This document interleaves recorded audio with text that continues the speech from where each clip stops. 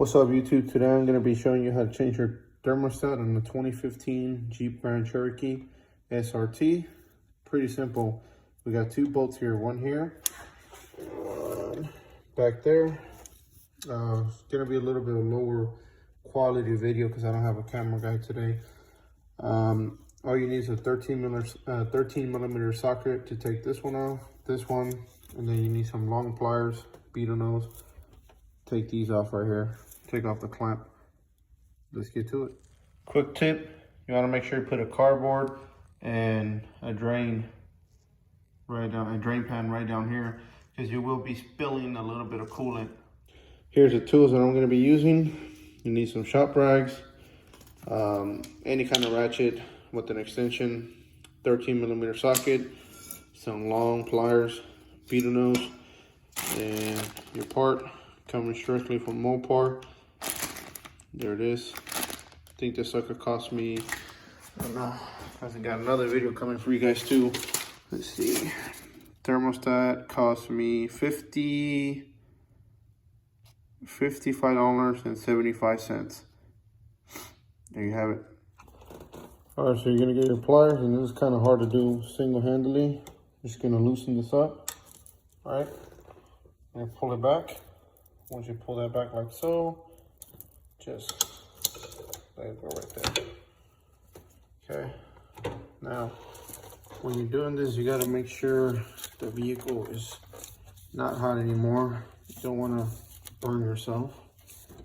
Sometimes it'll take a little bit of trial. You got to pull it back and forth a couple times. If that doesn't work, get a rag, which I'm about to do, and then try to get more force, pull it back.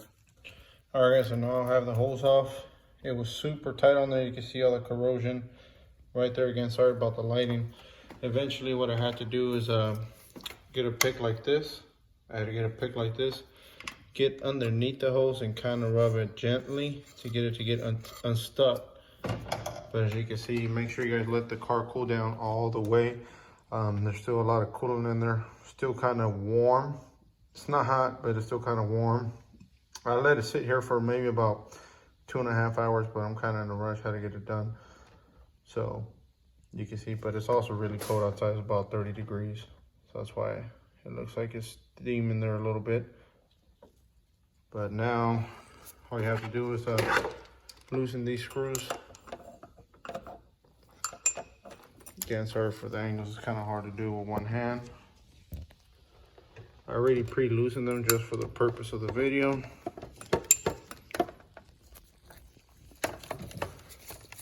There's one.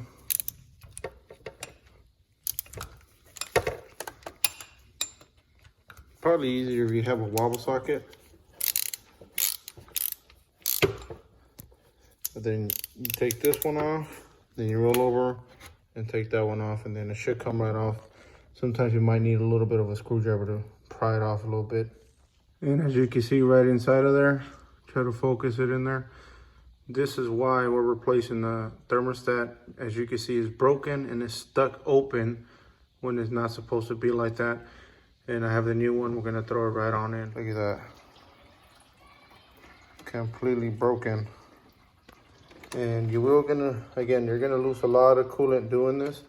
So again, make sure you have your OEM dealership or make recommended coolant. You don't want to put nothing else in there. But that is why we're replacing it, and the thing is broken. All right, guys, so now we're ready to put the new one in. Once again, here's the old one, how we took it out, had a broken seal top. It wasn't really overheating, but the car did put out a code, which I'll share in the description what that is. And it said it was related to thermostat.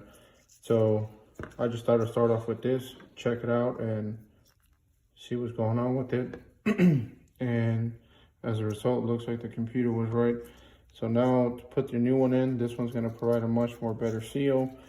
I didn't clean the area on the inside. Sorry about that shadow, because I'm not too sure if I'm actually able to use any kind of additive there. So I'm gonna just leave it as it is. Put the new thermostat in just like this, and already we have an actual seal. But I'm gonna line it up like this, how the other one was.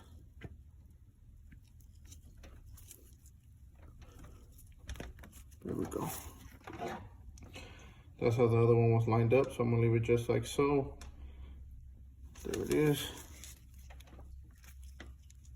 So they're tight, guys. Now,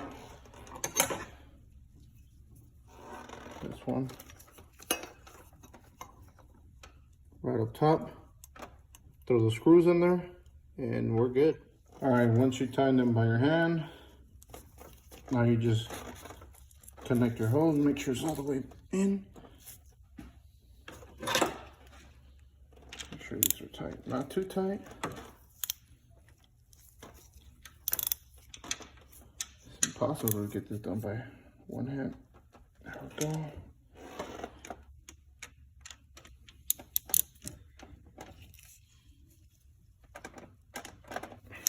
I promise you guys, I know it looks like it's steaming a lot, but it's not even that hot. It's probably like,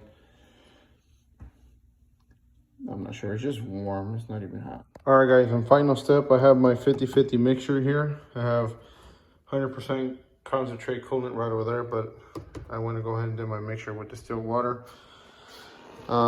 Make sure you top off your radiator again, and then make sure you run it. Check the level of fluid, make sure you're not running on low. You definitely don't want that to happen. I will be doing a coolant flush soon, maybe this weekend, but I just didn't have enough time to get it done tonight, so we're just gonna do this for now because it was a priority. You can hear it's letting out all the air. So hope you guys like it. Make sure you guys give me a thumbs up, subscribe, and see you on the next one.